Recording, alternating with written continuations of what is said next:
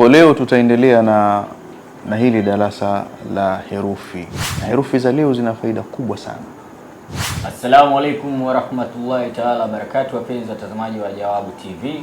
Karibuni sana. Hakika leo ni siku nzuri sana na tumerudi tena hapa kumtembelea mwalimu wetu Sultan Sheikh Sharif. Kikubwa zaidi ni kwa ajili ya kupata muendelezo wa madarasa ambayo mara kwa mara huwa mnahitaji, na leo tupo naye tena hapa. Cha kuwasihi tu ni kwamba endeleeni kuwa nasi kuanzia mwanzo hadi mwisho. Hakika tutajifunza mengi sana, lakini kabla hatujaendelea naomba kwanza nimsalimie kwa sababu anasema salamu nafungua na kuongeza mengi sana.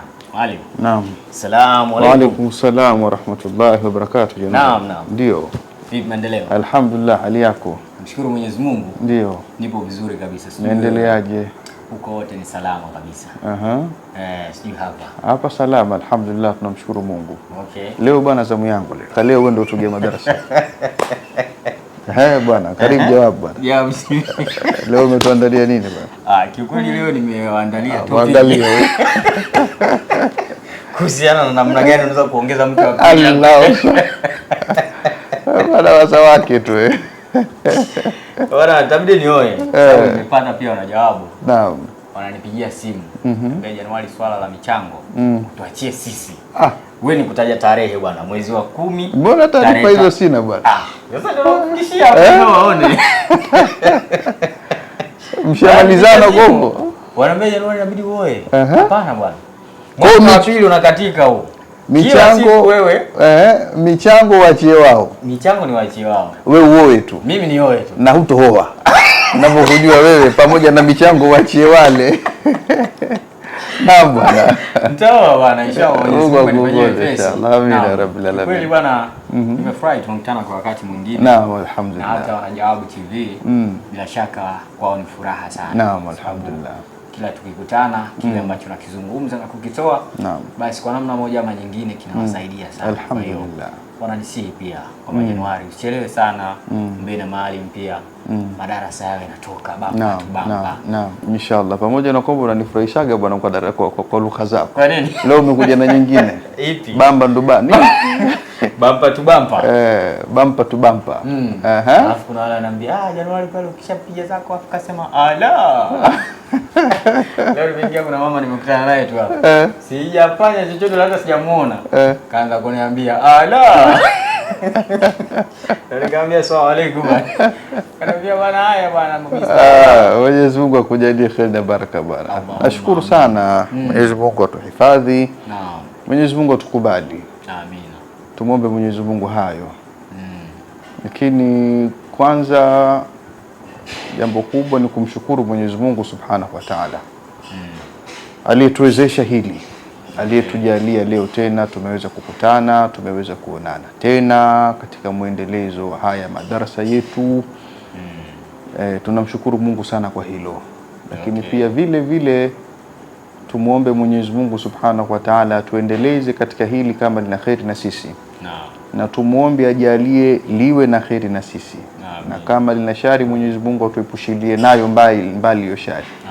Na atuondolee hiyo shari. Alhamdulillah. Mimi ninakuwa na furaha sana unapofika wakati kama huu, muda kama huu wa kuweza kuzungumza mambo mengi, mambo mbalimbali yanayohusiana na vitu vingi, vitu mbalimbali. Na kama ilivyo kawaida yetu, tukikutana tunazungumza vitu vingi sana, vitu mbalimbali. Na hivyo leo tutaweza kuzungumzia vitu mbalimbali. Tumeonana leo Januari na sitaki leo kuchelewa sana, kuwachelewesha watu. Kwa kile ambacho nimekiandaa leo. Mwanzoni tulikuwa na madarasa kadhaa ambayo hayakuwa na muendelezo. Na katika darasa lililopita nilisema kwamba kuna madarasa tutakuja kuendelea nayo. Leo tutaendelea na darasa la herufi. Nataka tulimalize hili la herufi. Kisha baada ya kulimaliza hili darasa la herufi, alafu tutaendelea na darasa lingine. Inshallah. Nadhani tunaweza tukaendelea na darasa la kumwomba Mwenyezi Mungu kupitia waja wema. Mitume na kadhalika. Baada ya hili darasa la herufi. Kwa leo tutaendelea na hili darasa la herufi. Tutazungumzia herufi leo takriban 4 mpaka 5. No. Siri zake, utukufu wake, mambo yake, faida zake, ili kuweza kuelimika na watu waweze kuyafanya hayo ya kuyafanya uko waliko. Watu waweze kuyafanya hayo ya kuyafanya, Mwenyezi Mungu aweze kutukubali. Na kama ni haja zetu basi Mwenyezi Mungu azikidhi. Amin. Kwa leo tutaangazia vitu vingi sana leo katika upande huu wa herufi. Na herufi za leo zina faida kubwa sana. Herufi za leo zina faida kubwa mno. Nilipokea simu usiku wa kuamkia juzi. Kutoka leo maana yake ni siku ya 3, ni siku ya 4.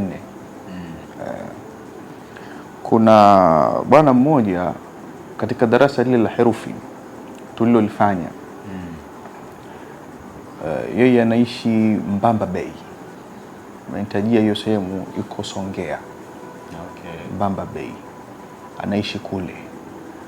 Yule bwana alilisikiliza lile somo la herufi na akaifanyia kazi moja katika zile herufi ambazo tulizizungumza.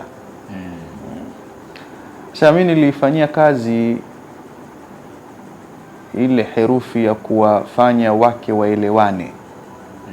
Lakini mimi sina wake, mimi na mke mmoja. Ila niliifanyia kazi katika familia. Sema tulikuwa na uhasama mkubwa sana. Yaani walikuwa na uhasama yeye na familia yake. Walikuwa na uhasama mkubwa sana. Ilifikia pahali mpaka mama yake mzazi, yule bwana,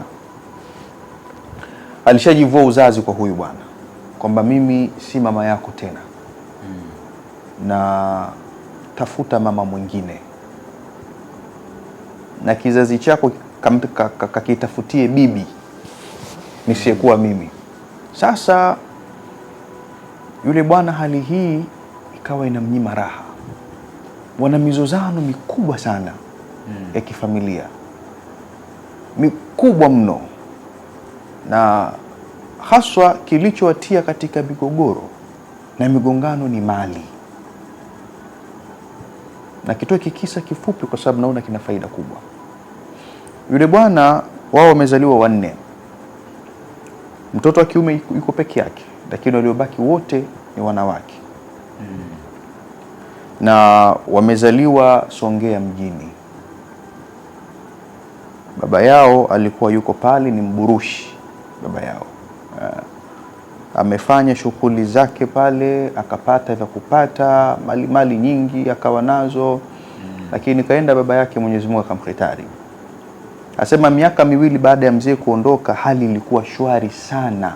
Na mimi nikiwa kama msimamizi wa familia. Yaani alikuwa akihakikisha dada mkubwa anapata, yeye ni wa pili.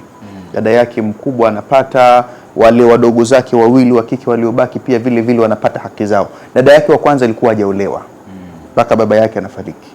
Na alikuwa na mtoto. Hawa 2 wote walikuwa wameolewa. Sawa? Shida ikaanza kwa huyu mkubwa ambaye alikuwa hajaolewa. Yule bwana ilifikia pahali ikawa yule dada yake anaona zile mali mkewe yule bwana anataka kuzimiliki. Kwa hiyo yeye akaona kwamba ili hizi mali ziwe salama nizimiliki mimi. Yule kijana alivyoona vile akasema wala hakuna tabu. Sawa, akamkabidhi dada yake mali. Dada yake ndo akaolewa. Sasa kile alichokikofia kwa mdogo wake kikamfikia yeye, yule aliyemuoa. Kwa sababu tayari ameshakuwa na mali, kampata mtu, na yule mtu Mungu ndo anajua ameenda pale kwa ajili gani. Sawa, wakapata mali. Sasa yule bwana akazikusanya zile mali zikawa za kwake. Akatengeneza uadui katika ile familia. Ilipita fitina mbaya sana. Fitina mbaya mno. Yule bwana mguu wake umekatwa. Lakini yote sababu ni hii fitina. Yule kaka mtu huyo. Kapoteza watoto, kapoteza mke, kila kitu kapoteza. Ameugua uchizi miaka 4. sababu hizo mali, na mguu umekatwa. Mguu umekatwa. Asema mguu wake ulikatwa, alikuwa baada ya maisha kumshinda, akaenda kuvua samaki. Ameenda kuvua kule, ameniambia ni Ziwa Nyasa.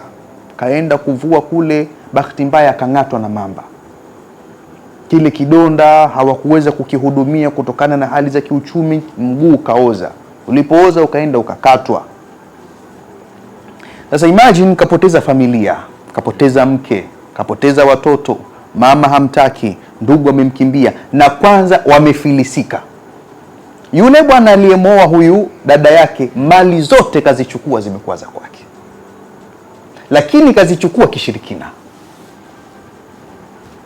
Okay. Akawagombanisha wale wote kishirikina, kutumia uchawi. Wote kawatia katika fitna kubwa. Mama hamtaki mtoto wake, wale watoto hawamtaki mama yao. Wameingia katika ugomvi mkubwa kiasi mpaka yule dada mtu akawa anamshtumu mama yake, anamtaka mume wake.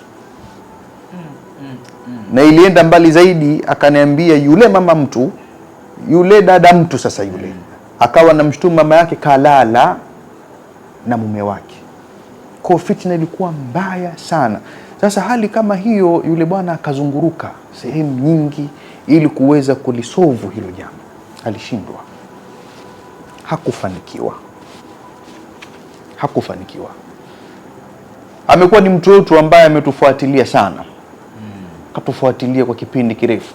Sasa alipokuja ile swala akasema, mimi sijui ni kitu gani, sijui ni ibra gani.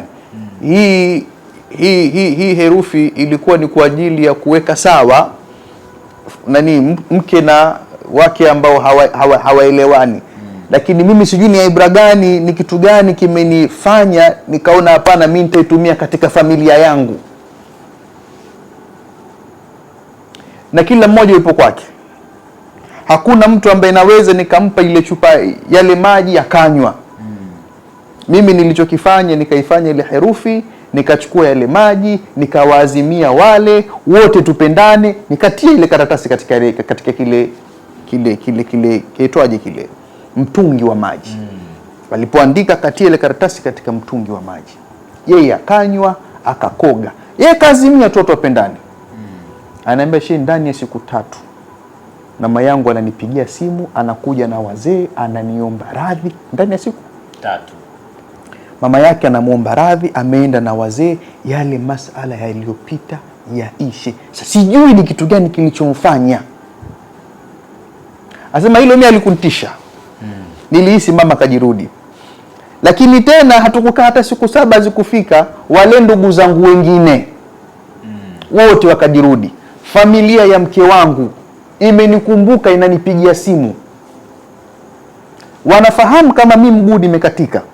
Lakini sasa ndo kila mmoja anaanza kuumia na roho. Hivi mguu umekatwa? Subhanallah. Wanaanza kulia kama mguu nilikatwa leo.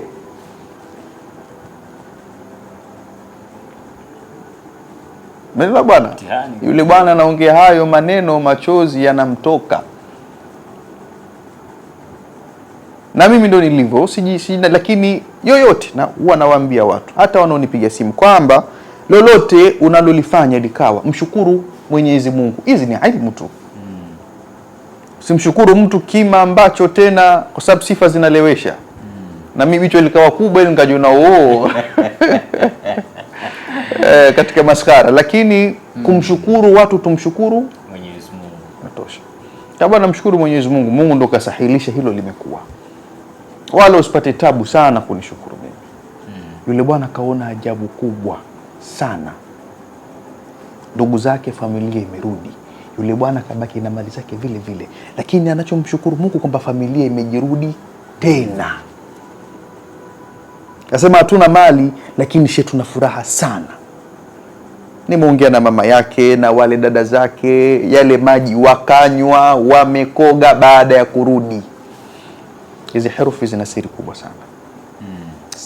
Sana. Watu wazitumie hizo herufi huko waliko. Mambo yao yatasahilika mno. Yuko mwana dada mwingine yuko Dodoma, pia aliniambia ni Mkristo yeye. Amekimbiwa na mwanamume ambaye tayari kashahidi anaenda kuoa, akakimbia. Alipokimbia hajui ni wapi. ni muda mrefu amekimbia, hajamkosea, hajafanya jambo lolote. Akanambia, Sheikh, mimi ni Mkristo, inawezekana vipi? Mimi nilimpa ruksa, akamwambia fanya. Wewe ni Mkristo lakini ni mja wa nani? Wa Mungu. Na hapo unamuomba Mungu, wewe fanya. Pamoja na kwamba yule mimi pia nilimfanyia dua. Lakini alifanya alilolifanya, Mwenyezi Mungu akamjalia yule bwana alirudi. Sawa siyasemi haya kwa tashwishi, kuwashawishi watu, la, bali nayasema haya ili kuwaeleza watu faida hizi herufi, nikimaanisha kwamba tuzitumie kwa sababu tuna haja nyingi. Kwa nisipoteze muda, wacha tuendelee na darasa letu hii ya leo ya herufi. Kuna herufi leo ambazo nitataka kuzizungumzia. Tutaanza na herufi ya he. Katika mlolongo wa herufi ambazo leo tutakazozungumzia, tutaizungumzia hii herufi ya he. Kwa kuwa tumeahidi tutakuwa na muendelezo wa madarasa, hatuwezi kuacha. Sawa, tutaendelea kuyazungumzia yale ambayo tulianza nyuma. Hilo hatuwezi tukaliepuka. Kwa katika muendelezo huo wa herufi zetu za leo ni 4 na tutaanza na hii herufi ya he. Herufi hii ina siri kubwa sana, he mno. Sema herufi hii mtu anayetaka kuona roho labda za watu wake, sawa, waliofariki. Mambo yetu sisi bana kidogo magumu. Watu watustahimilie, watuvumilie. Wengi sana yanawatia tabu, lakini ni hakika lazima tuyaseme, kwa sababu kiukweli yanatakiwa kusemwa ili alete natija. Leo watu wanasumbuka, watu wanazunguruka. Kwa haya tukiyasema yanawasaidia watu. Inawezekana mtu mzazi wako hata ikawa amefariki, lakini ujui ameondokaje. Unaweza ukaitumia hii na ukakusudia la kwako juu ya mzee wako, ili kuona ikiwa kama labda ameondoka na shonde, na wewe ukaifanya hii, utamuona atakuja, lakini katika ndoto. Hii he, herufi hii unaweza ukaitumia kumuona mtu yoyote, ikiwa amefariki au yuko hai. Kwamba mimi nakukusudia Januari, nataka nikuone wewe leo katika ndoto, uko zako huko uliko. Basi ukitumia hii herufi ya he na kuona katika ndoto, na kama kuna habari nakupa, na unaweza ukaamka na zile habari nilizokupa. Lakini sharti ni hili, muwe wacha Mungu. Msije tu mkafanya kuyafanya mkaja kusema sharti hili mtu umche Mwenyezi Mungu. Sawa, alafu kisha ndio uyafanye haya. Ukisikia zile habari, mtu bwana yupo kule lakini ana uwezo wa kuniona huku, habari ndio hii, tumia hii he. Hii una uwezo ukafanya na ukamwona mtu huko aliko na haja zake ukamwona, lakini kiroho. Sasa utakachokifanya, utaiandika hii he mara 18 tu. Katika kitambaa cha hariri kwa zafarani. He, hicho kitambaa kinakuaje? Kitambaa cha hariri. Vipo vitambaa vya hariri watu wanavifahamu. Kitambaa cha hariri. Unaandika kwenye kitambaa cha hariri, au unaweza ukaiandika kwenye karatasi, lakini ukaifunga katika kitambaa cha hariri. Na kuna sababu mpaka watu watumia zafarani, tena zafarani hii nyekundu. Na sababu yake, unaandika hata katika karatasi, kisha unaifunga kwenye kitambaa cha hariri, alafu unaiweka inakuwa na ncha. Usifunge tu, unaifunga ina kitriangle hivi, inakuwa kuna ncha. Umeona habari hizo? Ncha inakuwa kwenye karatasi, kwa mfano uloandika katika kile kitambaa vile utakavyoikunja. Kitambaa kidogo tu manake. Wakati unaandika unasoma ya bariu ya zakiyu, ya bariu ya zakiyu, ya bariu, mpaka unamaliza kuandika ile mara 18. Hiyo wakati unaisema haina idadi, lakini mpaka unamaliza kuandika. Wakati unaandika ndo unasema hayo maneno. Hili ni jina la Mwenyezi Mungu, ni sifa Mwenyezi Mungu hii. Sawa, ya bariu ya zakiyu, ya bariu ya zakiyu, huko unaandika ile. Ukishaiweka hivyo, alafu unaitia kwenye meno. Ukishamaliza kuandika unaiweka kwenye meno, unaing'ata. Wakati huo sasa, ukiwa unaiweka ndo unamkusudia Mwenyezi Mungu, unaiweka hii na kusudia kumuona fulani. Muda huo umeiweka kwenye meno, maana kama ni kwenye kitambaa ushaiweka, ushamaliza kila kitu, afu ndo unaiweka sasa. Ushaitia katika kitambaa cha hariri. Na ile ncha inaangalia ndani. Inaangalia ndani. Lakini unaibana ile. Unaibana na meno. Lakini muda kwa kuandika uwe tahara. Ndio unaiandika ile. Ukiwa uwe tahara. Muda wote unaiandika ile. Kwa uwezo wa Mwenyezi Mungu, kwa idhini yake na baraka zake, basi Mwenyezi Mungu atakujalia utamuona unayetaka kumuona. Hiyo ni tunaiweka pembeni. Sawa, faida yake ya kwanza. Faida yake ya pili, vile vile inabatilisha uchawi. Marogo, husda, hasadi. Kazi ya pia vile vile ni kubatilisha hayo.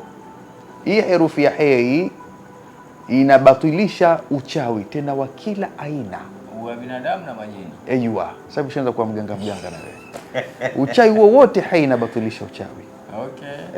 Ikiwa umefanywa chochote, hii mtu ukiitumia, ule uchawi unabatilika. Maelekezo yake ni marahisi sana. Unaiandika tu mara 18 vile vile. Lakini usiku wa siku ya Alhamis, kisha unaitia katika nguo na tembea nayo.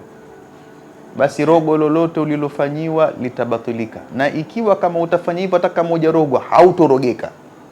Kama unaenda pahali una hofu na hiyo sehemu unayoenda, inawezekana kuna wachawi au kuna watu na wakofia, si watu wazuri wanaweza wakakufanyia lolote. Iandike, iweke, nenda. Na zafarani nyekundu vile. Na zafarani vile vile.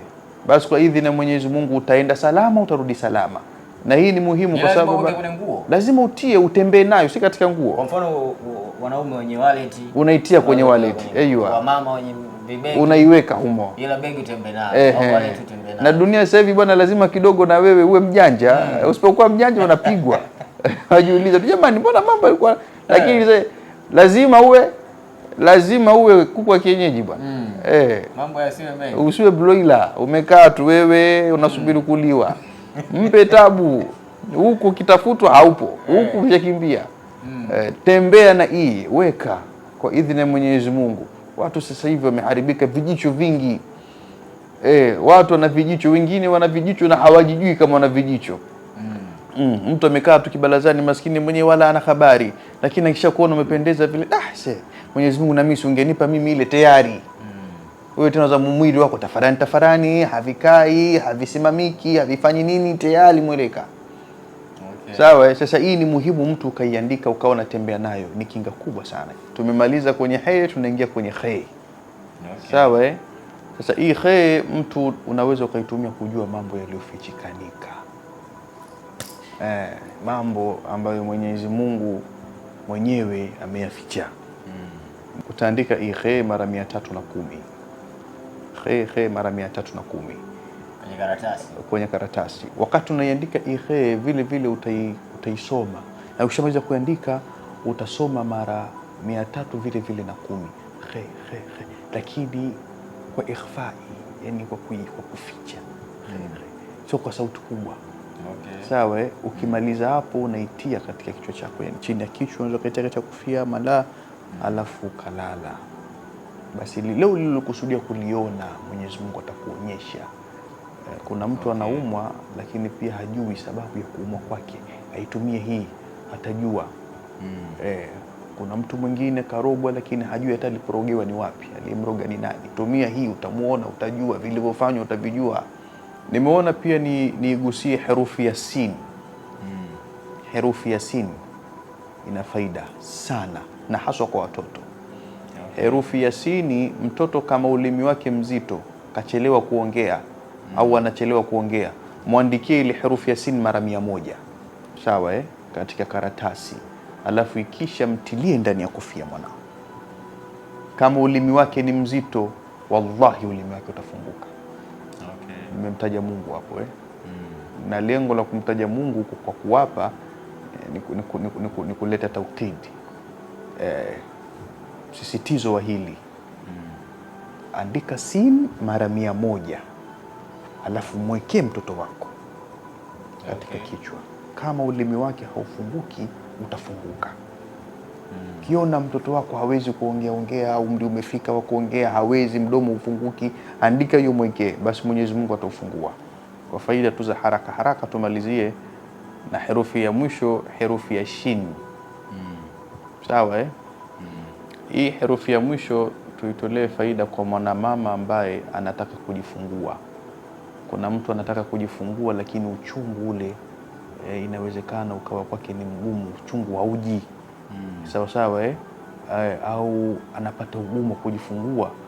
Kwenye mtu anapofikia katika uzazi anapata kuna mambo mengi sana.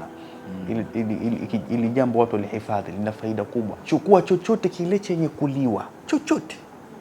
Iwe ni biskuti, iwe ni karanga, iwe ni nini, cha kuliwa, cha kutiwa mdomoni na kikaliwa. Mtu ambaye umefikia muda kujifungua lakini hawezi kujifungua, chukua chochote kile, somea shin mara 200.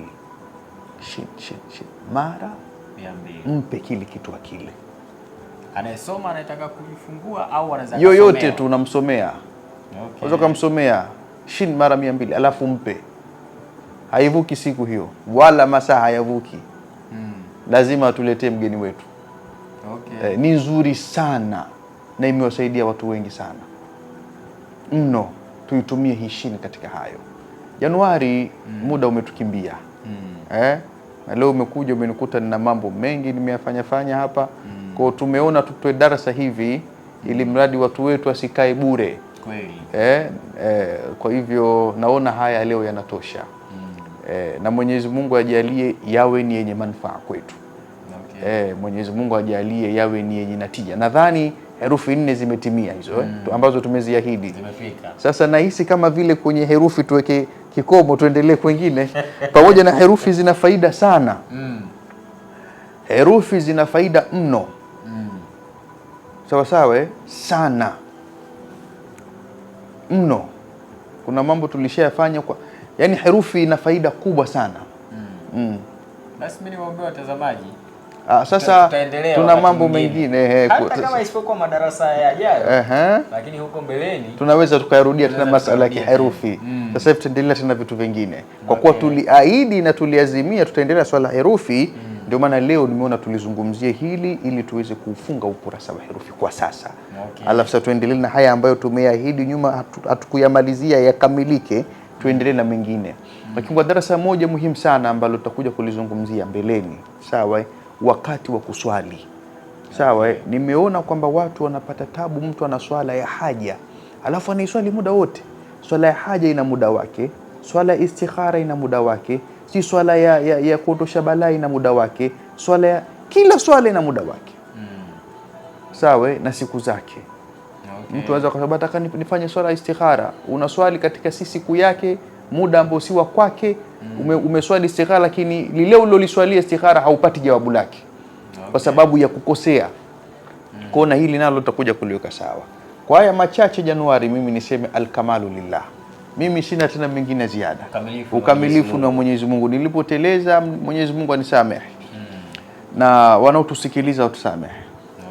Kwa haya machache nilosema, niseme asalamu alaykum wa afwa minkum wa minkunna. Naam. Shukrani sana bwana. Shukrani sana. Asante. Naam, watazamaji wa Jawabu TV, kwanza kabisa niwapongeze kwa kutenga muda wenu kuanzia pale ambapo tumeanza hadi hapa ambapo tumefikia, lakini cha kuambia tu ni kwamba mwisho wa darasa hili hapa ndio mwanzo wa darasa nyingine. Kwa hakikisha kwanza una subscribe, lakini pia wakumbushe ndugu jamaa na marafiki kwamba Jawabu TV ndio sehemu pekee ambayo unaweza kupata madarasa kama haya. Mimi naitwa Januari, nyuma ya kamera ni Chuda, lakini yote kwa yote tunasema Jawabu TV, ufumbuzi wa mambo ya kiroho. Asante sana. Nashukuru bwana.